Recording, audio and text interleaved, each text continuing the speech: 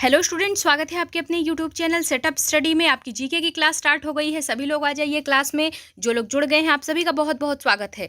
और जो लोग अभी तक नहीं जुड़े हैं, बाद में कमेंट सेक्शन में कमेंट करते हैं, शिकायत करते हैं, मैम नोटिफिकेशन नहीं मिला हमको, तो प्लीज़ आप लोग जो लोग जुड़े हुए हैं आप सभी की जिम्मेदारी है कि वीडियो को शेयर कर दें, ताकि आपके सारे फ्रेंड्स आके आपके साथ मिलकर क्लास अटेंड कर सकें और क्वेश्चन की प्रैक्टिस कर सकें। तो आप सभी को बता दें कि आज की क्लास आपके लिए बहुत ही ज़्यादा इंपॉर्टेंट होने वाली है। जी हाँ, तो आप सभी से बस यही निवेदन है, इतनी मेहनत से आप सभी के लिए वीडियो बनाते हैं, तो प्लीज़ आप लोग ज़्यादा से ज़्यादा वीडियो को शेयर करें, ताकि आप भी देखें, आपके सारे फ्रेंड्स भी देखें और उनके लिए भी ये वीडियो हेल्पफुल हो। अब आप बोलेंगे इतना ज़्यादा इंपॉर्टेंट क्यों है? क्योंकि हमने देखिए आज की वीडियो में हिस्ट्री के 5-6 कम से कम 6 टॉपिक, मतलब 6 चैप्टर से क्वेश्चन हमने लिए हैं। अगर इस 6 क्वेश्चन मतलब चैप्टर से अगर आते हैं आपके पेपर में, तो इससे बाहर नहीं आएंगे, ये एकदम आपको पक्का कह सकते हैं कि अगर इस चैप्टर से रिलेटेड अगर 5-6 चैप्टर जो है इससे रिलेटेड अगर आपके प्रश्न आ जाते हैं एग्जाम में, तो इससे बाहर नहीं आएंगे, ये पक्का है। जब आप एग्जाम देंगे तो खुद ही पता चलेगा। तो चलिए क्वेश्चन स्टार्ट करते हैं। पहला क्वेश्चन आपकी स्क्रीन पर, पंचवाड़ी और बीजक में निम्नलिखित में से किस महान हस्ती के छंद और विचारों को संरक्षित किया गया है? ऑप्शन आपके सामने 4, गुरु नानक, रविदास, मीराबाई, कबीर। तो इसका राइट आंसर क्या होगा? बहुत ही इंपॉर्टेंट प्रश्न आप सभी के लिए। और सबसे बड़ी बात, जो स्टूडेंट्स रेगुलर हैं उनको पता होगा, हमने बीजक से रिलेटेड प्रश्न आपको हिस्ट्री में भी करवाया है, और मतलब जो जीके की क्लास थी, और हिंदी में भी करवाया है। तो सभी लोग जवाब दीजिए इसका right answer. Very good, option D tick करने वाले बिल्कुल सही जवाब दे रहे हैं, कबीर दास जी।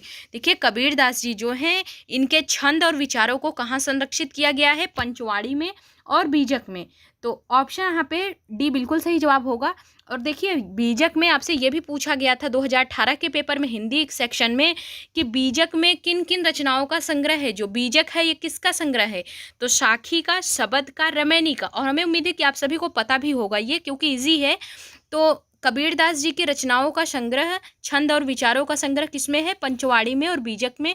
और बीजक आपका 3 रचनाओं का संग्रह है, साखी, शबद, रमैनी। तो आपको ये सारा याद रखना है। ईस्ट इंडिया कंपनी की स्थापना के समय भारत का शासक कौन था? जहांगीर, शेरशाह सूरी, अकबर, औरंगजेब। बिल्कुल सही जवाब। यहाँ पे ईस्ट इंडिया कंपनी की जब स्थापना हो रही थी, भारत का शासक उस समय कौन था? तो अकबर था। ऑप्शन सी बिल्कुल सही जवाब। वेरी गुड, जो स्टूडेंट ऑप्शन सी टिक कर रहे हैं आप सभी का बिल्कुल सही जवाब, बहुत अच्छा। अगले क्वेश्चन की तरफ चलते हैं। अकबर ने इबादत खाना का निर्माण कहाँ करवाया था? आगरा में, फतेहपुर सिकरी में, दिल्ली में, सिकंदरा में। तो अकबर ने इबादत खाना का निर्माण कहाँ करवाया? सभी लोग जवाब दीजिए। बिल्कुल, ऑप्शन भी आप सभी का बिल्कुल सही जवाब हो जाएगा, फतेहपुर सिकरी। अकबर ने जो इबादत खाना का निर्माण करवाया था वो कहाँ पे करवाया था? फतेहपुर सिकरी में। तो ऑप्शन भी बिल्कुल सही जवाब। दीन ए इलाही धर्म की स्थापना किसने की? आपको कम से कम 5-6 बार हमने आपको याद करवाया है, बताया है इससे रिलेटेड। जब अकबर से रिलेटेड टॉपिक आता था तब हमने उनके धर्म के बारे में बताया है। तो यहाँ पे इसका राइट आंसर क्या हो जाएगा? अकबर ही होगा। मोहम्मद गजनवी, हुमायूं, शेरशाह सूरी कुछ नहीं होगा, अकबर होगा। दीन ए इलाही की स्थापना किसने की थी? अकबर ने की थी। और इस धर्म की सबसे बड़ी विशेषता क्या है? ये धर्म पूछा क्यों जाता है एग्जाम में? क्योंकि जो अकबर था उसने कई सारे धर्मों का समावेश किया था दीन ए इलाही धर्म में। ठीक है, तो ये जो दीन ए इलाही धर्म है, अकबर ने कई सारे धर्मों का इसमें समावेश किया था। जो रेगुलर स्टूडेंट्स हैं, जो हमारे वीडियोस डेली देखते हैं, उनको तो पता ही होगा, हमने आपको कितनी बार बताया है। और सबसे बड़ी बात यहाँ पे है कि जो सभी धर्मों का समावेश किया गया है। और अकबर को एक नाम से जाना जाता है, किस नाम से जाना जाता है? इस्लाम का विद्रोही। क्या कहा जाता है? इस्लाम विरोधी। अगर आपसे एग्जाम में पूछ लिया जाए इस्लाम विरोधी शासक किस मुगल शासक को माना जाता है, तो अकबर को माना जाता है। तो इससे आपके 3 प्रश्न इंपॉर्टेंट हो सकते हैं। चलिए अगला क्वेश्चन आपके सभी के स्क्रीन पर, सभी लोग जवाब दीजिए। अकबर के शासनकाल में दहसाला बंदोबस्त विकसित करने का श्रेय किसे दिया जाता है? मुजफ्फर खां तुर्बाती, अबुल फजल, मान सिंह टोडरमल। तो यहाँ पे ऑप्शन डी बिल्कुल सही जवाब हो जाएगा। उस दिन की जो हिस्ट्री की क्लास थी उसमें हमने आपको नहीं बताया, फिर भी गुड़िया जी टोडरमल आपने बिल्कुल सही जवाब दिया था। अकबर के शासनकाल में जो दहसाला बंदोबस्त था उसे विकसित करने का श्रेय किसे जाता है? टोडरमल को जाता है। ऑप्शन डी बिल्कुल सही जवाब। वेरी गुड, जो स्टूडेंट ऑप्शन डी टिक कर रहे हैं आप सभी के बिल्कुल सही जवाब। निम्नलिखित में से कौन सा युग्म मुगल चारबाग का एक स्थल नहीं है? हुमायूं का मकबरा, कुव्वतुल इस्लाम मस्जिद, शालीमार बाग, लाल महल बारी। इसका राइट आंसर क्या होगा? बिल्कुल ऑप्शन बी बिल्कुल सही जवाब हो जाएगा, कुव्वतुल इस्लाम मस्जिद। ये चारबाग में स्थित स्थल नहीं है। कुव्वत उल इस्लाम मस्जिद। तो ऑप्शन बी टिक करने वाले बिल्कुल सही जवाब दे रहे हैं हुमायूं नामा। देखिए अकबरनामा, हुमायूं नामा और जहांगीर ने अपनी तुझके जहांगीरी जो लिखी है, तो सारे आपको याद कर लेने हैं। और अगर आपको नहीं याद होते तो चलिए हम ट्रिकी वीडियो आपको एग्जाम से पहले दे देंगे, लेकिन ये सारे आपको पढ़ के जाने हैं। इससे रिलेटेड आपका एक प्रश्न पूछा जा सकता है एग्जाम में। तो अबुल फजल बदायूनी, गुलबदन बेगम, हुमायूं। हुमायूं नामा की रचना किसने की थी? तो सबसे बड़ी बात कि हुमायूं तो बिल्कुल नहीं होगा, क्योंकि हुमायूं ने हुमायूं नामा कभी नहीं लिखा था। तो क्या हो जाएगा? Option C. बिल्कुल वेरी गुड, जो स्टूडेंट ऑप्शन सी टिक कर रहे हैं आप सभी के बिल्कुल सही जवाब है। हुमायूं नामा जो लिखा था गुलबदन बेगम ने, वो उनकी बहन थी। क्या थी? उनकी बहन थी, और उन्होंने लिखा था हुमायूं नामा। तो आपको याद रखना है ऑप्शन सी बिल्कुल सही जवाब। निम्नलिखित में से किसे शाहजहां द्वारा निर्मित नहीं कराया गया था? शाहजहां ने कई सारी बिल्डिंग्स, इमारतों का निर्माण कराया है आप सभी, जैसा कि फेमस है ताजमहल ही। तो सभी लोग जवाब दीजिए। ताजमहल, दिल्ली का लाल किला, दिल्ली की जामा मस्जिद, बुलंद दरवाजा। इसका राइट आंसर क्या होगा कि शाहजहां के द्वारा निर्मित कौन सा नहीं है? बिल्कुल ऑप्शन डी बिल्कुल सही जवाब है। बहुत अच्छा, जो स्टूडेंट ऑप्शन डी टिक कर रहे हैं वेरी गुड। बुलंद दरवाजा, जो बुलंद दरवाजा है ये शाहजहां के द्वारा नहीं बनवाया गया है। ये आपका बिल्कुल सही जवाब हो जाएगा। तो क्या होगा? बुलंद दरवाजा। जी हाँ, ऑप्शन डी बिल्कुल सही जवाब है। जो स्टूडेंट ऑप्शन डी टिक कर रहे हैं आप सभी के बिल्कुल सही जवाब। निम्नलिखित में से कौन सा अकबर का समकालीन शासक था या थी? जब अकबर शासक हुआ करता था उसके समकालीन शासक और शासिका कौन थी? सभी लोग जवाब दीजिए। ब्रिटेन की रानी विक्टोरिया, फारस के शाह अब्बास प्रथम, रूस की कैथरीन महान, उपरोक्त में से कोई नहीं। बिल्कुल सही जवाब जो स्टूडेंट ऑप्शन बी दे रहे हैं, बिल्कुल ऑप्शन बी टिक करने वाले बिल्कुल सही जवाब। फारस के अब्बास प्रथम, फारस के शाह अब्बास प्रथम, ये अकबर के समकालीन शासक थे। ऑप्शन बी बिल्कुल सही जवाब है। अगले क्वेश्चन की तरफ चलिए। औरंगजेब ने लगभग 25 वर्ष दक्कन में बिताए, ऐसा क्यों? जो औरंगजेब 25 वर्ष दक्कन में बिताया था उसका कारण क्या था? क्योंकि वह उत्तर भारत से निश्चिंत था, वह अपनी राजधानी दक्षिण में बदलना चाहता था। यहाँ पे आपको दो ही ऑप्शन दिख रहे हैं, दो ऑप्शन ये रहा आपके स्क्रीन के सामने। तो सभी लोग, वह मराठा विस्तार पर नियंत्रण करना चाहता था, वह अपनी राजधानी में सुरक्षित नहीं था। तो देखिए ऑप्शन सी, उसने दक्कन में 25 वर्ष क्यों बिताए? क्योंकि वह मराठा विस्तार पर नियंत्रण करना चाहता था, पूरा अधिकार जमाना चाहता था। तो ऑप्शन सी बिल्कुल सही जवाब है। जो स्टूडेंट ऑप्शन सी टिक कर रहे हैं बिल्कुल वेरी गुड। शाहजहां द्वारा दीवाने आम बनवाने के संदर्भ में निम्नलिखित में से कौन सा कथन उपयुक्त है? प्रजा में संतोष बेहतर शासन में सहायता करता है, अपराध की दर को नियंत्रित करना आवश्यक था, ताजमहल का सफेद संगमरमर शांति का प्रतीक है, राजा का न्याय छोटे बड़े को एक समान मानता है। तो शाहजहां द्वारा जो दीवाने आम बनवाए गए थे उसमें उसका सबसे संदर्भ में सबसे उपयुक्त कथन क्या होगा? जी हाँ, बहुत अच्छा ऑप्शन है, बिल्कुल सही जवाब। जो स्टूडेंट ऑप्शन टिक कर रहे हैं आप सभी का बहुत सही जवाब है। प्रजा में संतोष बेहतर शासन में सहायता करता है।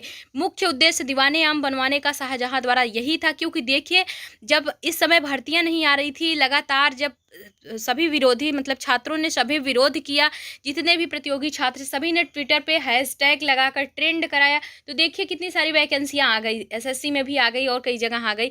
और अब सबसे ज़्यादा परेशान है शिक्षक भर्ती वाले। तो यहाँ पे यही आपसे कहा गया है कि देखिए विरोध हुआ, हैशटैग ट्रेंड कराया गया ट्विटर पे और भर्तियां निकली, क्योंकि सरकार को मजबूर होना पड़ता है जनता के सामने। और भारत अपना लोकतांत्रिक देश है, लोगों के द्वारा ही यहाँ पे जनता के द्वारा ही शासन बनाया जाता है, मतलब कि चुनाव मताधिकार चुना जाता है, जो मत देने वाला होता है। तो यहाँ पे देखिए शाहजहां द्वारा जो दीवाने आम बनवाने का उद्देश्य था ये यही था कि प्रजा में अगर संतोष बेहतर रहेगा, प्रजा में अगर विरोध प्रवृत्ति नहीं आएगी, विरोधी प्रवृत्ति नहीं रहेगी, संतोष रहेगा तो शासन में सहायता रहेगी।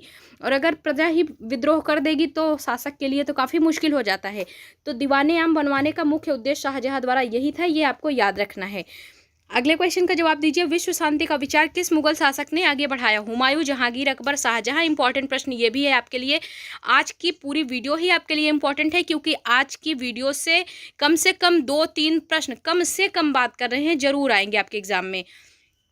तो प्लीज़ बस आप सभी से यही रिक्वेस्ट है, इतनी मेहनत से आप सभी के लिए वीडियो बनाते हैं तो प्लीज़ आप लोग खुद भी देखें, सभी के पास वीडियो को शेयर करें। विश्व शांति का विचार किस मुगल शासक ने आगे बढ़ाया? सभी लोग जवाब दीजिए। इंपॉर्टेंट प्रश्न ये भी है आप सभी के लिए। ऑप्शन सी टिक करने वाले बिल्कुल सही जवाब अकबर। जो विश्व शांति का विचार किस मुगल शासक ने आगे बढ़ाया? अकबर ने बढ़ाया। ऑप्शन सी बिल्कुल सही जवाब। मुगल वास्तुशिल्प मिश्रण है, जो मुगल की वास्तुशिल्प है, वास्तुकलाएं हैं, वो किसका मिश्रण है? तुर्की व अफगान शैलियों का, तुर्की फारसी शैलियों का, अरब भारती या फिर फारसी भारती? इसका राइट आंसर क्या होगा? सभी लोग जवाब दीजिए। बिल्कुल ऑप्शन डी, फारसी और भारतीय शैलियों का जो मुगल का वास्तुशिल्प मिश्रण है वो किसका है? फारसी व भारतीय शैलियों का, और जो यहाँ पे राजनीतिक भाषा थी जो मुगल काल की, वो भी फारसी ही थी। तो ऑप्शन डी बिल्कुल सही जवाब। यहाँ पे बाबर और राणा सांगा के बीच कौन सा युद्ध हुआ था? इंपॉर्टेंट, बहुत ही ज़्यादा इंपॉर्टेंट प्रश्न। पानीपत का युद्ध, चंदेरी का युद्ध, खानवा का युद्ध, कन्नौज का युद्ध। सभी लोग जवाब दीजिए। बिल्कुल ऑप्शन से टिक करने वाले बिल्कुल सही जवाब दे रहे हैं, खानवा का युद्ध। बाबर और राणा सांगा के बीच कौन सा युद्ध हुआ था? खानवा का युद्ध हुआ था। ऑप्शन सी बिल्कुल सही जवाब। अगले क्वेश्चन की तरफ चलते हैं। शेख सलीम चिश्ती का मकबरा कहाँ स्थित है? ये भी इंपॉर्टेंट प्रश्न है आपके 2017 में, 2019 में शायद पूछा गया था ये। शेख सलीम चिश्ती का मकबरा कहाँ स्थित है? जो प्रश्न रिपीटेड हो चुके हैं तो उसका चांस रहता है कि हो सकता है फिर से रिपीट हो जाए। शेख सलीम चिश्ती का मकबरा कहाँ पे स्थित है? जी हाँ, बिल्कुल ऑप्शन सी, फतेहपुर सिकरी में। कहाँ पे स्थित है? फतेहपुर सिकरी में। ऑप्शन सी टिक करने वाले बिल्कुल सही जवाब दे रहे हैं, वेरी गुड। तो यहाँ पे आप सभी को क्लास कैसी लगी जरूर बताइएगा। चलिए आगे बढ़ते हैं। अगला क्वेश्चन आपकी स्क्रीन पर, निम्नलिखित व्यक्तियों में से किसकी कविताओं और विचारों को पंचवाड़ी और बीजक में संरक्षित किया गया है? कबीर, मीराबाई, गुरु नानक, रविदास। देखिए ये आपके 2 चैप्टर्स में आता है, इस वजह से आपका ये 2 बार आ गया। अभी हमने भी कराया था उसमें स्टार्टिंग में ही इसी वीडियो के, तो वो आपका मुगल काल से रिलेटेड था, और यहाँ पे आपके भक्ति काल और सूफी संत आंदोलन जो चले हुए थे उससे रिलेटेड है। तो आपका अभी हमने करवाया, ऑप्शन है बिल्कुल सही जवाब हो जाएगा, कबीर।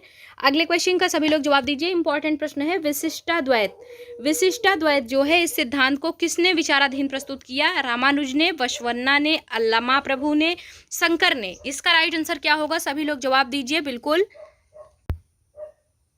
जी हाँ, तो यहाँ पे दूसरे का राइट आंसर क्या हो जाएगा? बिल्कुल ऑप्शन ए टिक करने वाले बिल्कुल सही जवाब दे रहे हैं, रामानुज।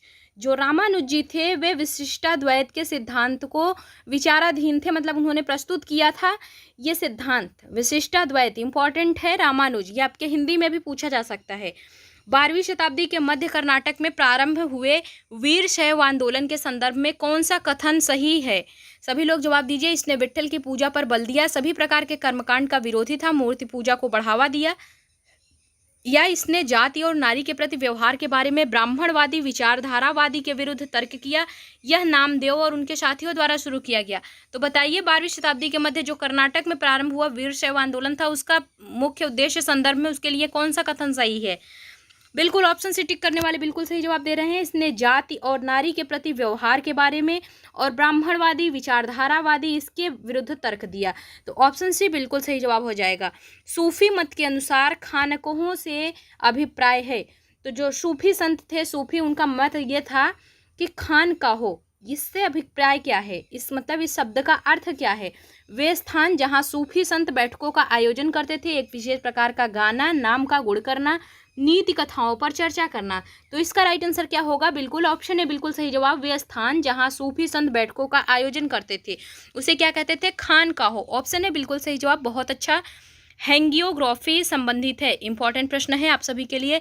संत के जीवनी लेखन से, शासक के आत्मकथा लेखन से, संत के आत्मकथा से, शासक के जीवन लेखन से। सभी लोग जवाब दीजिए। तो यहाँ पे जो भी स्टूडेंट ऑप्शन ए टिक कर रहे हैं उनका बिल्कुल सही जवाब हो जाएगा, संत के जीवनी लेखन से। जो हैंगियोग्राफी है वो किससे संबंधित है? संत के जीवनी लेखन से। किसी भी संत की जीवनी लिखा जाए तो उसे क्या कहते हैं? हैंगियोग्राफी। तो ऑप्शन ए बिल्कुल सही जवाब। जो स्टूडेंट ऑप्शन ए टिक कर रहे हैं वेरी गुड। नाथ साहित्य का संबंध है बंगाली से, असमिया से, उड़िया से, मैथिली से। इसका राइट आंसर क्या होगा? नाथ साहित्य का संबंध किससे है? तो ऑप्शन है यहाँ पे बिल्कुल सही जवाब हो जाएगा, बंगाली से। जो नाथ साहित्य है इसका संबंध बंगाली से है। ऑप्शन है बिल्कुल सही जवाब। अगले क्वेश्चन का जवाब दीजिए, खालसा की स्थापना करने वाले निम्न में से कौन थे? ये भी इंपॉर्टेंट प्रश्न है जिसको आपको कम से कम 3-4 बार हम करवा चुके हैं। कुछ आपके हिंदी सेक्शन में, कुछ आर्ट वालों की क्लास में, कुछ आपके 1-2 बार करवाए हैं जीएस की क्लास में।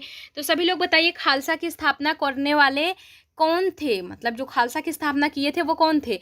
गुरु गोविंद सिंह, गुरु तेग बहादुर, गुरु नानक देव, गुरु अंगद देव। तो जो रेगुलर स्टूडेंट्स हैं बिल्कुल सही जवाब दे रहे हैं, ऑप्शन है बिल्कुल सही जवाब, गुरु गोविंद सिंह। खालसा पंथ की स्थापना करने वाले कौन थे? गुरु गोविंद सिंह जी थे। ऑप्शन है बिल्कुल सही जवाब है। भारतीय नृत्यों के संदर्भ में निम्नलिखित में से कौन सा कथन सत्य है? कथकली कथक शैली का शास्त्रीय रूप है। कथक शैली को शास्त्रीय नृत्य के रूप में मान्यता देकर केवल स्वतंत्र प्राप्ति के बाद मिली है, या फिर यह लोक नृत्यों से सदा श्रेष्ठ होते हैं। शास्त्रीय नृत्यों के 8 मान्य रूप हैं। तो भारतीय नृत्यों के संदर्भ में कौन सा कथन सत्य है? सभी लोग जवाब दीजिए। नृत्य से रिलेटेड आपके प्रश्न आते हैं एग्जाम में। जी हाँ, तो ऑप्शन डी बिल्कुल सही जवाब हो जाएगा। शास्त्रीय नृत्यों के 8 मान्य रूप हैं, ये आपका बिल्कुल सही जवाब है। सूफी संतों के मकबरे को क्या कहा जाता है? इबादतगाह, दरगाह, ईदगाह, खानगाह। इसका राइट आंसर क्या होगा? बिल्कुल ऑप्शन डी। जो स्टूडेंट ऑप्शन डी टिक कर रहे हैं, खानकाह आपका बिल्कुल सही जवाब है। सतनाम पथ के संस्थापक कौन थे? गुरु घासीदास, कबीरदास, रामदास ठाकुर, प्यारेलाल सिंह। तो यहाँ पे बिल्कुल सही जवाब ऑप्शन ए, गुरु घासीदास। ये किसके? सतनाम पथ के संस्थापक थे। किसके संस्थापक थे? सतनाम पथ, गुरु घासीदास। ऑप्शन ए बिल्कुल सही जवाब। अगले क्वेश्चन की तरफ चलते हैं। निम्नलिखित में से कौन सा भक्त संत कृष्ण का उपासक नहीं था? तो यहाँ पे 4 आपको दिए गए हैं, मीराबाई, सूरदास, वल्लभाचार्य, ऑप्शन डी रामानंद। तो सभी लोग जवाब दीजिए, इसका राइट आंसर क्या हो जाएगा? तो यहाँ पे जो ऑप्शन डी है ये आपका बिल्कुल सही जवाब हो जाएगा। ये राम के उपासक थे, ये कृष्ण भक्ति शाखा के उपासक नहीं थे, ये राम भक्ति शाखा के थे। तो ऑप्शन डी बिल्कुल सही जवाब हो जाएगा। रामानंद जो थे वो कबीरदास जी के गुरु थे। तो ये भी आपको याद रखना है। कौन सा भक्ति संत कृष्ण का उपासक नहीं था? तो रामानंद। बाकी सूरदास, मीराबाई, वल्लभाचार्य, ये सारे कृष्ण भक्ति के ही उपासक हैं। महाराष्ट्र के संत तुकाराम ने किस पंथ की स्थापना की? ये भी इंपॉर्टेंट प्रश्न। वारकरी, नाथपंथी, ज्ञानपंथी, नरहरि। इसका राइट आंसर क्या होगा? तो सभी लोग जवाब दीजिए। ऑप्शन ए बिल्कुल सही जवाब, वारकरी। ये वारकरी जो है ये महाराष्ट्र के संत तुकाराम ने इस पंथ की स्थापना की थी, वारकरी की। ऑप्शन है बिल्कुल सही जवाब। अगले क्वेश्चन का जवाब दीजिए। भक्ति आंदोलन में किसका योगदान नहीं था? भक्ति आंदोलन बहुत ही ज़्यादा इंपॉर्टेंट प्रश्न आते हैं आपके एग्जाम में। तो मीराबाई, कबीरदास, एकनाथ, बाबर। तो यहाँ पे जो स्टूडेंट ऑप्शन डी टिक कर रहे हैं आप सभी के लिए बिल्कुल सही जवाब हो जाएगा। भक्ति आंदोलन किसका योगदान नहीं था? बाबर। बाबर एक मुगल शासक था, इसका भक्ति आंदोलन से कोई संबंध नहीं है। बाकी मीराबाई, कबीरदास, एकनाथ, ये सारे भक्ति आंदोलन के ही कवि हैं। अगले क्वेश्चन का जवाब दीजिए। बंगाल में प्रायः उन व्यक्तियों अथवा समूहों द्वारा मंदिरों और अन्य धार्मिक भवनों का निर्माण करवाया गया जो शक्तिशाली बन रहे थे, समाज में अद्भुत वास्तुकला का प्रदर्शन करने के लिए, परिवेश का महत्व बढ़ाने के लिए, या फिर इधर देखिए, अपनी शक्ति का प्रदर्शन करने के लिए, अपनी धर्मपरायणता घोषित करने तथा अनुयायी बनने के लिए, या यूं सुनिश्चित करने के लिए कि उन्होंने अच्छे कर्म किए हैं। तो अच्छे कर्म किए हैं या गलत कर्म किए हैं? सभी लोग जवाब दीजिए, इसका राइट आंसर क्या होगा? बिल्कुल ऑप्शन सी बिल्कुल सही जवाब हो जाएगा। अपनी शक्ति का प्रदर्शन करने के लिए, अपनी धर्मपरायणता घोषित करने के लिए, और अनुयायी बनाने के लिए। तो ऑप्शन सी आप सभी का बिल्कुल सही जवाब है, जो भी स्टूडेंट ऑप्शन सी टिक कर रहे हैं। संत दादू की मृत्यु किस स्थल पर हुई थी? सांभर में, आम्बेर में, नारायणा में, पुष्कर में। तो इसका राइट आंसर ऑप्शन सी बिल्कुल सही जवाब। जो स्टूडेंट ऑप्शन सी टिक कर रहे हैं आप सभी का बिल्कुल सही जवाब है, नारायणा। संत दादू की मृत्यु किस स्थल पर हुई थी? नारायणा में हुई थी। ऑप्शन सी बिल्कुल सही जवाब। अगला क्वेश्चन आपकी स्क्रीन पर। 18वीं सदी में किसके नेतृत्व में बंगाल धीरे धीरे मुगल नियंत्रण से अलग हो गया था? अलीवर्दी खान, बुरहान उल मुल्क, मुर्शिद कुली खान, नादिर शाह। इसका राइट आंसर क्या हो जाएगा? बिल्कुल ऑप्शन से टिक करने वाले बिल्कुल सही जवाब दे रहे हैं, मुर्शिद कुली खान। ये आपका बिल्कुल सही जवाब हो जाएगा। अगले क्वेश्चन का जवाब दीजिए। निम्नलिखित में से किसके नेतृत्व में बंगाल 18वीं सदी में धीरे धीरे मुगल नियंत्रण से अलग हो गया? मुर्शिद कुली खान, नादिर शाह, निजाम उल मुल्क, आसफ जहां, अलीवर्दी खां। तो इसका राइट आंसर क्या होगा? ऑप्शन ए टिक करने वाले बिल्कुल सही जवाब दे रहे हैं, मुर्शिद कुली खान। ये भी आपका बिल्कुल सही जवाब है। अगले क्वेश्चन का जवाब दीजिए। निम्नलिखित मदों में से कौन सी मद कैलिको के नाम से जानी गई जिसे पुर्तगाली भारत में यूरोप ले आए? मतलब भारत से यूरोप ले आए। तो जो पुर्तगाली आए थे भारत में वो यूरोप ले गए थे भारत से। सबसे पहले पुर्तगाली यहाँ पे आए थे, तो भारत से ऐसी कौन सी चीज़ थी जो वो यूरोप लेके चले गए? तो किस मद में कौन सी कैलिको के नाम से जानी गई? सभी लोग जवाब दीजिए। मसाले, फुटकर माल, सूती कपड़े, मसलिन। तो सभी लोग जवाब दीजिए। जी हाँ, ऑप्शन से टिक करने वाले बिल्कुल सही जवाब दे रहे हैं, सूती कपड़े। जो पुर्तगाली थे वो कैलिको के नाम से इस मद को जानते थे और ये भारत से अपने यूरोप देश में ले गए थे सूती कपड़े। ऑप्शन सी बिल्कुल सही जवाब है। Very good. जो स्टूडेंट ऑप्शन सी टिक कर रहे हैं आप सभी का बिल्कुल सही जवाब। अंग्रेजों की सर्वोच्चता नीति के संबंध में निम्नलिखित कथनों में से कौन सा कथन सही है? ऑप्शन ए आपके सामने। इसने इस बात पर बल दिया कि प्राच्य जानकारी के विपरीत यूरोपीय जानकारी देने का तरीका व्यवहारिक रूप से लाभकारी है। दूसरा ऑप्शन, इसने घोषित किया कि इंग्लैंड में कोई अन्य व्यापार करने वाला समूह ईस्ट इंडिया कंपनी से स्पर्धा नहीं करेगा। या इसने घोषित किया कि भारतीय शासक की मृत्यु बिना पुरुष वारिस के होती है और तो उसके साम्राज्य का अधिग्रहण कर लिया जाएगा। या कंपनी का दावा था कि उसका सत्ता सर्वोच्च है इसलिए वह भारतीय राज्यों से ऊपर है। तो जो स्टूडेंट ऑप्शन डी टिक कर रहे हैं उनका बिल्कुल सही जवाब हो जाएगा। उस कंपनी का ये दावा था कि उसका सत्ता जो है वो सर्वोच्च है और वो भारतीय राज्यों से ऊपर है, वो यही मानते थे। ऑप्शन डी बिल्कुल सही जवाब है। अगले क्वेश्चन का जवाब दीजिए सभी लोग। औपनिवेशिक काल के दौरान भारत में ब्रिटिश कला के आने के निम्नलिखित में से किसका प्रचलन प्रारंभ हुआ? सभी लोग जवाब दीजिए। जी हाँ, भित्ति चित्र, लघु चित्र, तैल चित्र, परिप्रेक्ष्य विधि। इसका राइट आंसर क्या होगा? बिल्कुल ऑप्शन से टिक करने वाले बिल्कुल सही जवाब तैल चित्र। जो औपनिवेशिक काल था भारत में ब्रिटिश कला के आने के साथ, इसमें तैल चित्र का भी चलन प्रारंभ हुआ। ऑप्शन सी बिल्कुल सही जवाब है। जो स्टूडेंट ऑप्शन सी टिक कर रहे हैं आप सभी के बिल्कुल सही जवाब। यहाँ आप देखिए, सहायक संधि के अंतर्गत ईस्ट इंडिया कंपनी ने राज्यों के भारतीय शासकों को बाध्य किया। तो क्यों किया? ऑप्शन आपके सामने 4 दिए गए हैं, सभी लोग जल्दी से जवाब दीजिए। इसका राइट आंसर क्या हो जाएगा? जो स्टूडेंट ऑप्शन बी टिक कर रहे हैं आप सभी का बिल्कुल सही जवाब। उनकी कोई अपनी स्वतंत्र सैनिक शक्ति नहीं होगी, परंतु केवल कंपनी द्वारा सुरक्षा प्राप्त कर सकेंगे और इसके रखरखाव का खर्चा उन्हें वहन करना होगा। यह ईस्ट इंडिया कंपनी ने राज्यों के भारतीय शासकों को बाध्य कर दिया था। तो ऑप्शन बी आप सभी का बिल्कुल सही जवाब है। अगले क्वेश्चन की तरफ चलते हैं। ईस्ट इंडिया कंपनी के शासन के दौरान किस राजस्व बंदोबस्त के अंतर्गत राजस्व एकत्र करने, उसके कंपनी को अदा करने की जिम्मेदारी गांव के मुखिया को सौंपी गई थी? ऐसा कौन सा प्रथा था, कौन सा बंदोबस्त था? जी हाँ, बिल्कुल ऑप्शन डी बिल्कुल सही जवाब हो जाएगा, महालवाड़ी बंदोबस्त। ये महालवाड़ी बंदोबस्त जो था, इसके अंतर्गत राजस्व एकत्र करने, उसकी कंपनी को अदा करने, इस सारी जिम्मेदारी किसको सौंपी गई थी? गांव के मुखिया को सौंपी गई थी। ऑप्शन डी बिल्कुल सही जवाब, महालवाड़ी बंदोबस्त। कोलकाता बंदरगाह पर स्थित है। कहाँ पे स्थित है? गंगा सागर, बंगाल की खाड़ी, हुगली नदी, भागीरथी। तो यहाँ पे ऑप्शन सी आप सभी का बिल्कुल सही जवाब हो जाएगा। जो कोलकाता बंदरगाह है वो हुगली नदी पर स्थित है। ऑप्शन सी बिल्कुल सही जवाब। 19वीं सदी में ब्रिटेन के उद्योगीकरण के साथ निम्नलिखित में से कौन सा परिवर्तन हुआ? 19वीं सदी में ब्रिटेन का उद्योगीकरण किया गया था, उसके साथ ही साथ कौन सा और परिवर्तन हुआ? ऑप्शन आपके सामने 4 है, सभी लोग जवाब दीजिए। जो स्टूडेंट ऑप्शन ए टिक कर रहे हैं आप सभी का बिल्कुल सही जवाब है, भारत ब्रिटिश औद्योगिक उत्पादों के लिए बड़ा बाजार बन गया था। ऑप्शन ए बिल्कुल सही जवाब। भू राजस्व के कौन से समझौते में राजाओं और तालुकेदारों को जमींदारों के रूप में मान्यता दी गई? स्थायी समझौता, रैयतवाड़ी समझौता, पट्टीदार समझौता, महालवाड़ी समझौता। देखिए, आप सभी के लिए आज की क्लास बहुत ही इंपॉर्टेंट है, तो प्लीज़ आप लोग पूरी वीडियो को लास्ट तक देखिए, एक भी क्वेश्चन मिस मत कीजिएगा और अपने सभी फ्रेंड के बीच प्लीज़ वीडियो को जरूर शेयर कर दीजिएगा। और अगर वीडियो पसंद आए तो वीडियो को लाइक करना भी मत भूलिएगा। तो सभी लोग जवाब दीजिए, इसका राइट आंसर क्या हो जाएगा?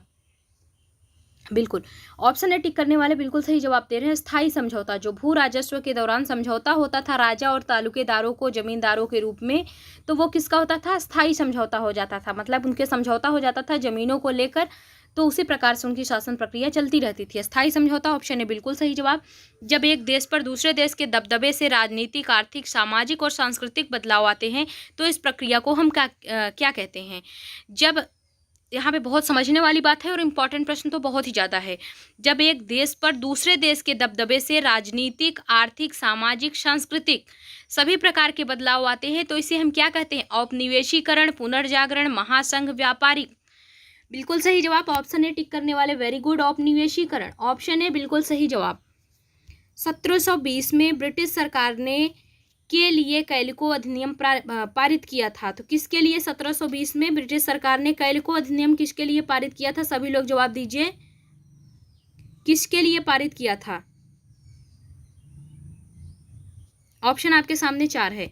इंग्लैंड में कैलिको सूती कपड़ा उद्योग को बढ़ावा देने के लिए, इंग्लैंड में सूती कपड़ों का उत्पादन करने में, इंग्लैंड में छापेदार सूती कपड़ों छीट के उपयोग पर पाबंदी लगाने, कालीकट के विद्रोहियों को दंड देने।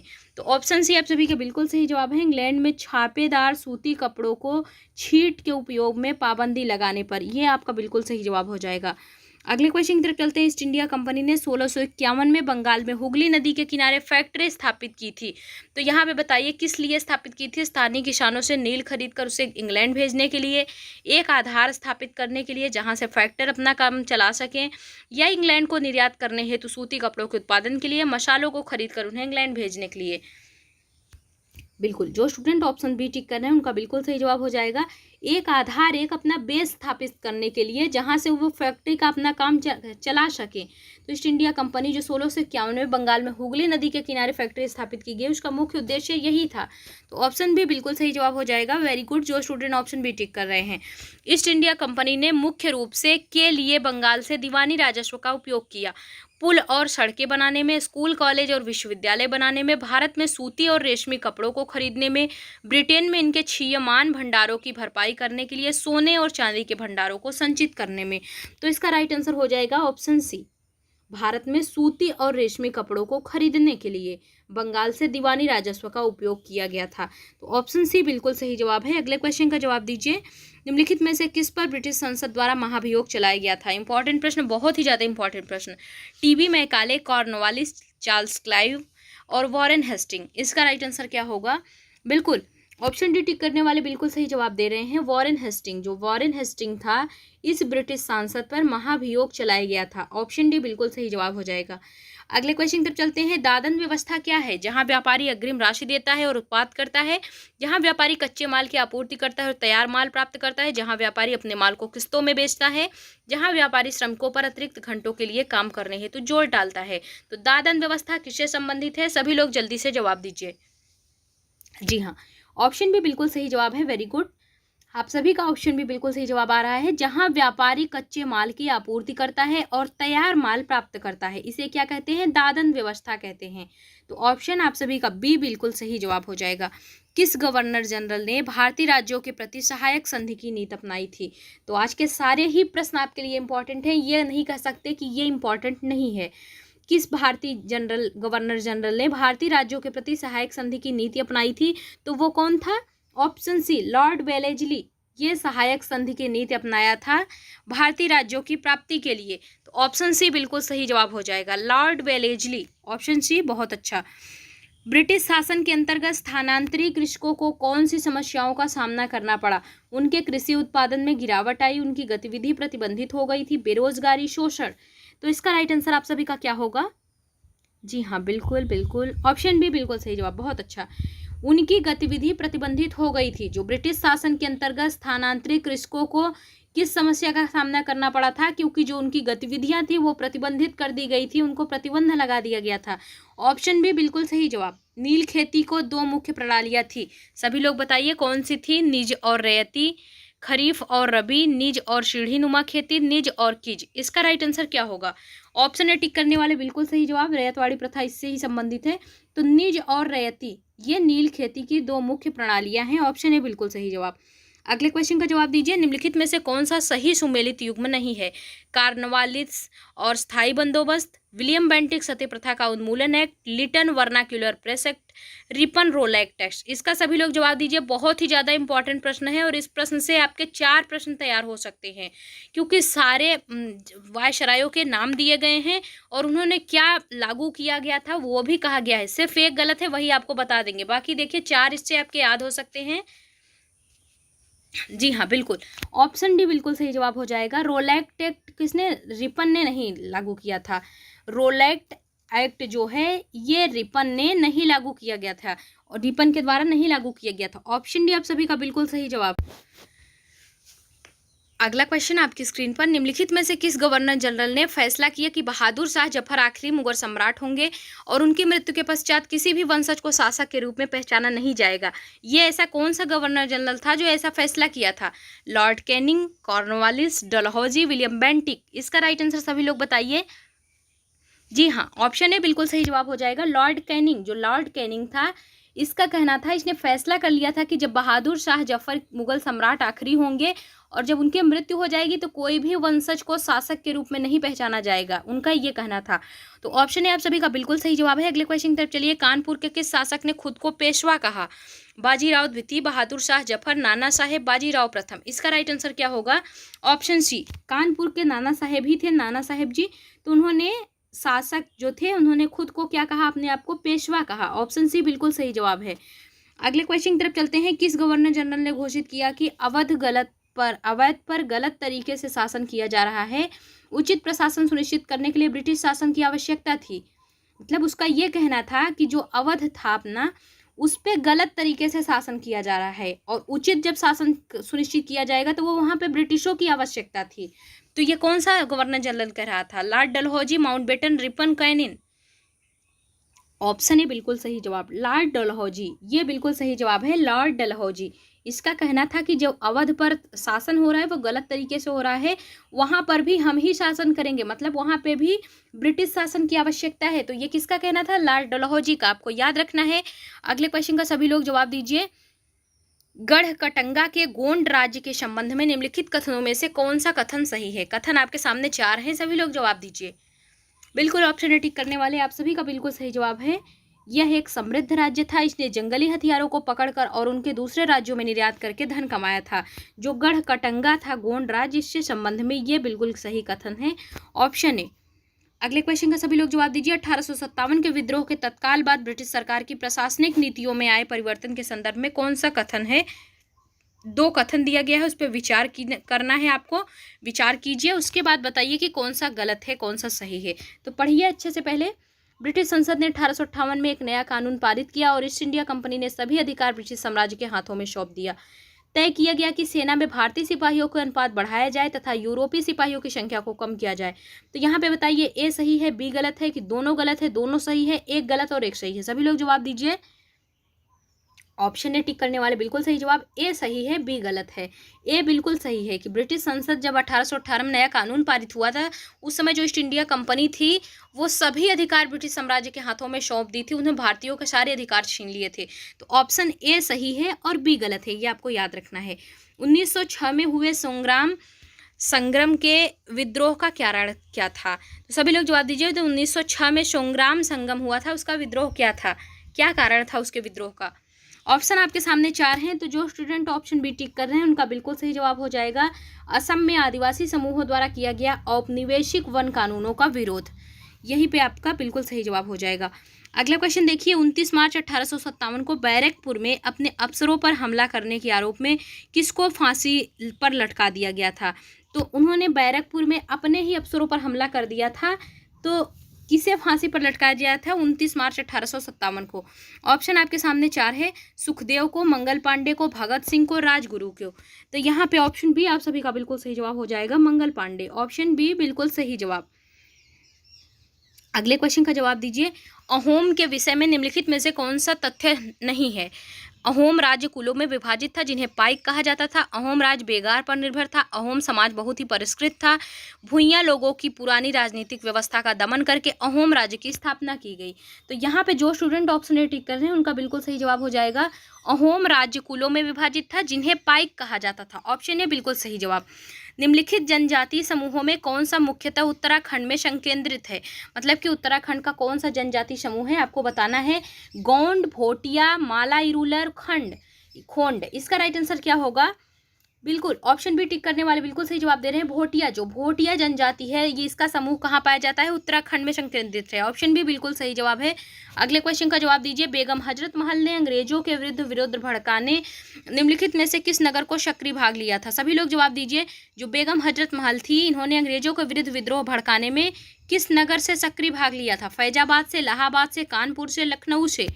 तो यहाँ पे ऑप्शन डी बिल्कुल सही जवाब हो जाएगा, लखनऊ की थी बेगम हजरत महल। कौन? बेगम हजरत महल। ये अंग्रेजों के विरुद्ध जो भड़काने पर इन्होंने विद्रोह किया था, तो किस नगर से इन्होंने भाग लिया था, किस जगह से थी? लखनऊ से। ऑप्शन डी बिल्कुल सही जवाब हो जाएगा। भारत में मुंडा जनजाति किस क्षेत्र में निवास करती है? दुर्ग, कुल्लू, छोटा नागपुर, बस्तर। तो ऑप्शन सी इसका बिल्कुल सही जवाब हो जाएगा, छोटा नागपुर। भारत में मुंडा जनजाति किस क्षेत्र में निवास करती है? छोटा नागपुर में। कित्तूर के ब्रिटिश विरोधी आंदोलन का नेतृत्व किसने किया? रानी चेन्नम्मा, नाना फडणवीस, अहिल्याबाई होलकर, रानी लक्ष्मीबाई। इसका राइट आंसर क्या होगा? ऑप्शन ए, रानी चेन्नम्मा जो थी उन्होंने कित्तूर के ब्रिटिश विरोधी आंदोलन का नेतृत्व किया था। ऑप्शन ए बिल्कुल सही जवाब है। अगले क्वेश्चन की तरफ चलते हैं। 1857 के विद्रोह के परिणाम में निम्नलिखित में से कौन सा परिवर्तन ब्रिटिश संसद द्वारा लाया गया? ऑप्शन आपके सामने 4 है, सभी लोग जवाब दीजिए। इसका राइट आंसर क्या हो जाएगा? जी हाँ, ऑप्शन ए टिक करने वाले बिल्कुल सही जवाब दे रहे हैं। ब्रिटिश कैबिनेट के एक सदस्य को भारत के लिए राज्य सचिव नियुक्त किया गया। ऑप्शन ए बिल्कुल सही जवाब है। अगले क्वेश्चन की तरफ चलते हैं। ब्रिटिश सरकार द्वारा सन 1857 में निम्नलिखित में से कौन से 3 विश्वविद्यालय स्थापित किए गए? तो जो 1857 में ब्रिटिश सरकार के द्वारा विश्वविद्यालय स्थापित किया गया वो कौन सा है, आपको बताना है। सारे मतलब ब्रिटिश के द्वारा ही किए गए और 1857 में किए गए। तो ऑप्शन सी बिल्कुल सही आपका जवाब होगा। कलकत्ता, मद्रास, बम्बई, ये तीनों विश्वविद्यालय ऐसे थे जो 1857 में इसका निर्माण किया गया और यह ब्रिटिश सरकार द्वारा किया गया। तो ऑप्शन सी आपको याद रखना है, कलकत्ता विश्वविद्यालय, मद्रास और बम्बई, ये आपका बिल्कुल सही जवाब। निम्नलिखित में से किस आदिवासी समाज को खेल में विभाजित किया गया? संथाल, भील, गोंड, अहोम। इसका राइट आंसर ऑप्शन डी बिल्कुल सही जवाब हो जाएगा, अहोम। क्या? अहोम। किस आदिवासी समाज को खेल में विभाजित किया गया? अहोम को। ऑप्शन डी बिल्कुल सही जवाब है।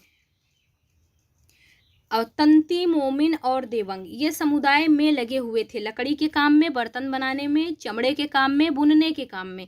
तो इसका राइट आंसर क्या होगा? जो तंती, मोमिन और देवंग समुदाय के लोग थे ये किस कार्य में लगे हुए थे?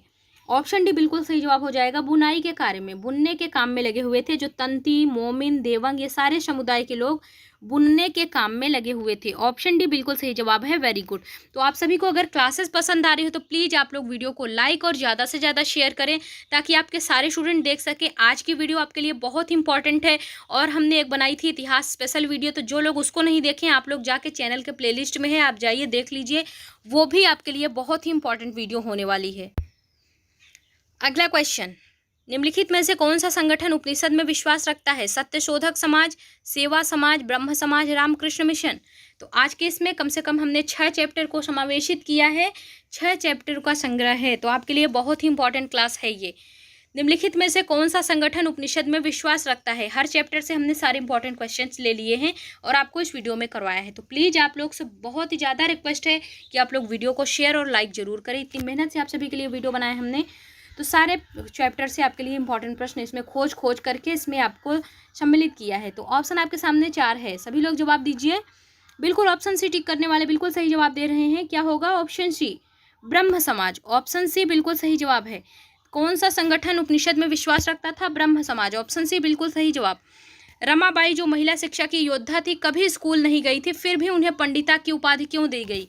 बहुत ही ज़्यादा इंपॉर्टेंट प्रश्न है आप सभी के लिए। जो रमाबाई थी वो शिक्षा से संबंधित योद्धा थी और वो कभी स्कूल भी नहीं गई थी, तो ऐसा उन्हें पंडिता की उपाधि फिर क्यों दे दी गई? उन्होंने अपने माता पिता से पढ़ना लिखना सीखा। उनके मिशन ने विधवाओं, गरीब महिलाओं को न केवल पढ़ने लिखने के लिए प्रोत्साहित किया अपितु व्यावसायिक कौशलताओं की सहायता से स्वावलंबी होने की शिक्षा भी दी। वे संस्कृत पढ़ना लिखना जानती थी, जो एक बहुत बड़ी उपलब्धि थी क्योंकि उस समय में महिलाओं को इस प्रकार का ज्ञान अर्जित करने की अनुमति ही नहीं थी। और ऑप्शन डी आपके सामने है, उन्होंने महिला शिक्षा को बढ़ावा देने के लिए पुणे के पास खेंडा गांव में एक मिशन स्थापित किया। तो रमाबाई से रिलेटेड कौन सा इंपॉर्टेंट आपका बहुत ही ज़्यादा इंपॉर्टेंट प्रश्न है और कौन सा जवाब बिल्कुल सही होगा? तो यहाँ पे ऑप्शन सी आप सभी का बिल्कुल सही जवाब हो जाएगा। वे संस्कृत पढ़ना लिखना जानती थी और जो एक बहुत बड़ी उपलब्धि थी क्योंकि उनके समय में जब महिलाओं को इस प्रकार का ज्ञान अर्जित करने की कोई भी अनुमति ही नहीं थी, उस समय उन्होंने संस्कृत पढ़ना लिखना सीखा। उन्हें किसकी उपाधि दी गई? पंडिता की उपाधि दी गई। तो आपको ये भी याद रखना है कि पंडिता की उपाधि किसको दी गई? रमाबाई को दी गई। औपनिवेशिक शिक्षा पर गांधी जी के विचारों के संबंध में निम्नलिखित में से कौन सा कथन गलत है? ऑप्शन आपके सामने 4 हैं, सभी लोग जवाब दीजिए। ऑप्शन डी यहाँ पे बिल्कुल सही जवाब हो जाएगा। नील के बागान मालिकों के विरुद्ध चंपारण में किसानों ने विद्रोह किया, ये आपका बिल्कुल सही जवाब है। देखिए गांधी जी के विचारों के संबंध में कौन सा कथन गलत है? देखिए जो हमने आपको बताया था, नील के बागान मालिकों के विरुद्ध चंपारण में किसानों ने जो विद्रोह किया, ये आपका गलत है, बाकी सारे आपके बिल्कुल सही हैं।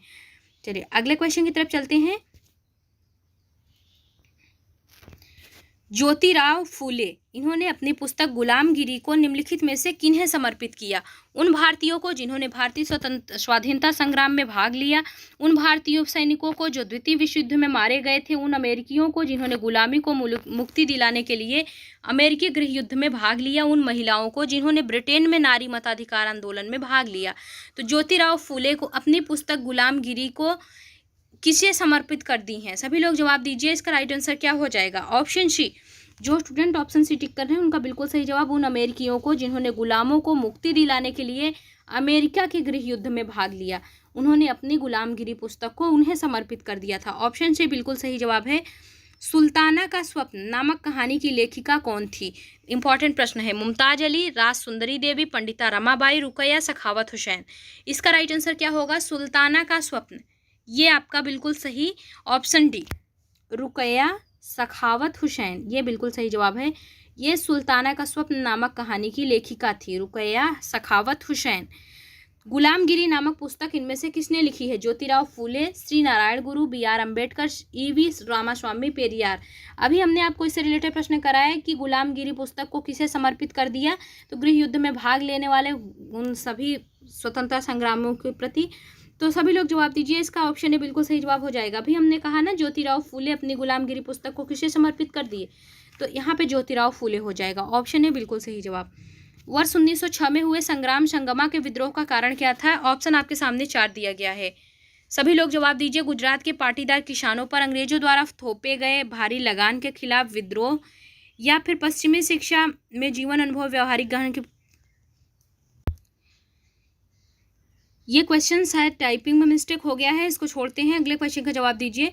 निम्नलिखित में से किस विदुषी ने स्त्री और पुरुष के बीच सामाजिक अंतरों की आलोचना पर आधारित पुस्तक स्त्री पुरुष तुलना का लेखन किया? बहुत ही इंपॉर्टेंट प्रश्न है। यहाँ पे आलोचना पर आधारित पुस्तक है, स्त्री पुरुष तुलना का लेखन किया गया है। तो ऐसी कौन सी विदुषी स्त्री थी? सभी लोग जवाब दीजिए। ताराबाई शिंदे, राज सुंदरी देवी, पंडिता रमाबाई, बेगम रुकैया। इसका राइट आंसर क्या होगा? बिल्कुल, जो स्टूडेंट ऑप्शन ए टिक कर रहे हैं आप सभी का बिल्कुल सही जवाब है ताराबाई शिंदे, ऑप्शन ए बिल्कुल सही जवाब। ताराबाई शिंदे ये ऐसी विदुषी स्त्री थी जिन्होंने स्त्री और पुरुष के बीच सामाजिक अंतरों की आलोचना पर आधारित पुस्तक लिखी थी और इसमें स्त्री पुरुष तुलना का लेखन किया था, ऑप्शन ए बिल्कुल सही जवाब है। क्योंकि उस समय में स्त्रियों को बहुत ही पुरुषों की अपेक्षा बहुत ही नीचा समझा जाता था। 19वीं सदी में ईसाई मिशनरियों ने भारत में क्रिश्चियन शिक्षा को क्यों लागू करना चाहा?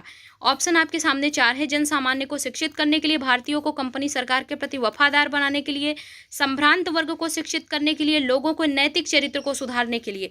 बहुत ही ज़्यादा इंपॉर्टेंट प्रश्न आज आपको इस वीडियो में करवाए गए हैं, तो प्लीज़ आप लोग ज़्यादा से ज़्यादा इस वीडियो को शेयर करें और प्लीज़ इतनी मेहनत से वीडियो बनाई हमने, तो आप लोग वीडियो पसंद आने पर वीडियो को लाइक भी ज़रूर करें। भारतीयों को कंपनी सरकार के प्रति वफादार बनाने के लिए, ये आपका 19वीं सदी में जो ईसाई मिशनरियों ने भारत में क्रिश्चियन शिक्षा को लागू करना चाहा था, उनका यही कहना था कि भारतीयों को कंपनी सरकार के प्रति वफादार बनाने के लिए। तो ऑप्शन भी यहाँ पे आपका बिल्कुल सही जवाब हो जाएगा। निम्नलिखित में से किसने कहा था कि उच्च जातियों का उनकी भूमि पर कोई अधिकार नहीं है, क्योंकि वास्तव में भूमि का संबंध देशज लोगों से है, अर्थात तथाकथित निम्न जातियों से है? घासीदास, ज्योतिराव फूले, श्री नारायण गुरु, हरिदास ठाकुर। तो इसका जो स्टूडेंट ऑप्शन बी टिक कर रहे हैं उनका बिल्कुल सही जवाब है। बहुत अच्छा, ज्योतिराव फूले, बहुत ही अच्छे ये समाज सुधारक थे, बहुत ही बढ़िया ज्योतिराव फूले, ऑप्शन भी बिल्कुल सही जवाब। सीके जानू एक बहुत प्रतिष्ठित है, क्या है? पटकथा लेखक है, मानव विज्ञानी है, आदिवासी कार्यकर्ता हैं, पर्यावरणविद हैं। सीके जानू ये बहुत ही प्रतिष्ठित है, क्या है आपको बताना है। तो ऑप्शन सी टिक करने वाले बहुत अच्छा, वेरी गुड, ऑप्शन सी आदिवासी कार्यकर्ता है। ये जो सीके जानू है ये बहुत ही प्रतिष्ठित आदिवासी कार्यकर्ता हैं। तो ऑप्शन सी आप सभी का बिल्कुल सही जवाब हो जाएगा। अगले क्वेश्चन की तरफ चलते हैं। ब्रिटिश सरकार द्वारा सन 1857 में निम्नलिखित में से कौन कौन से 3 विश्वविद्यालय स्थापित किए गए? तो ये हम एक बार करवा चुके हैं, दोबारा से रिपीट हो गया है, तो सभी लोग जवाब दीजिए। फिर से एक बार आपका टेस्ट समझ लीजिए, हो गया। तो ब्रिटिश सरकार द्वारा 1857 में कौन से 3 विश्वविद्यालय स्थापित किए गए? Option C, very good, option C बिल्कुल सही जवाब है। कलकत्ता विश्वविद्यालय, मद्रास विश्वविद्यालय, बम्बई विश्वविद्यालय। और आपको एकदम आवाज से रटा रहना चाहिए कि 1857 में ब्रिटिश सरकार के द्वारा 3 विश्वविद्यालयों की स्थापना की गई थी। वो कौन कौन से हैं? कलकत्ता विश्वविद्यालय, मद्रास विश्वविद्यालय, बम्बई विश्वविद्यालय। हमें उम्मीद है आप सभी को आज की वीडियो बहुत ही पसंद आई होगी और बहुत ही हेल्पफुल वीडियो आपके एग्जाम में साबित होगी। तो प्लीज़ आप सभी से रिक्वेस्ट है कि वीडियो को लाइक और शेयर करना मत भूलिएगा, और खासकर उन स्टूडेंट्स से जो अभी तक आप लोगों ने हिस्ट्री स्पेशल पहली वीडियो नहीं देखी, आप लोग जाके देख लीजिए। वो वीडियो भी आपके लिए काफ़ी इंपॉर्टेंट वीडियो है, क्योंकि वहाँ पर हमने केवल 50 प्रश्न करवाए हैं, लेकिन वो 50 प्रश्नों से ही कम से कम आपके 300-400 प्रश्न याद हो जाएंगे। तो बहुत ही इंपॉर्टेंट वीडियो है, आप जाके उसको देखिए और जो स्टूडेंट चैनल पे नए विजिट कर रहे हैं, अगर आप ऐसे ही क्लासेस पाना चाहते हैं, किसी भी कंपटीशन की तैयारी करना चाहते हैं, या फिर कॉम्पिटिटिव से रिलेटेड या एजुकेशन से रिलेटेड कोई भी लेटेस्ट न्यूज़ पल पल की अपडेट पाना चाहते हैं, तो आप हमारे चैनल को सब्सक्राइब कर सकते हैं। बेल आइकन को ऑल पे प्रेस कीजिएगा ताकि आपको कोई भी न्यूज़ हो, कोई भी क्लास हो, तो उसका नोटिफिकेशन सबसे पहले आप तक पहुँचे। टेलीग्राम चैनल से जुड़ना मत भूलिएगा। टेलीग्राम चैनल को जरूर ज्वाइन करें। टेलीग्राम चैनल पे और व्हाट्सएप ग्रुप पे हमने आपको PDF सेंड करी हैं, तो आप लोग अच्छे से उसको पढ़ लीजिएगा, आपके एग्जाम में बहुत ही हेल्पफुल होंगी। तो आप सभी ने वीडियो को देखा, इसके लिए बहुत बहुत धन्यवाद। मिलेंगे फिर 3 बजे की क्लास में। धन्यवाद।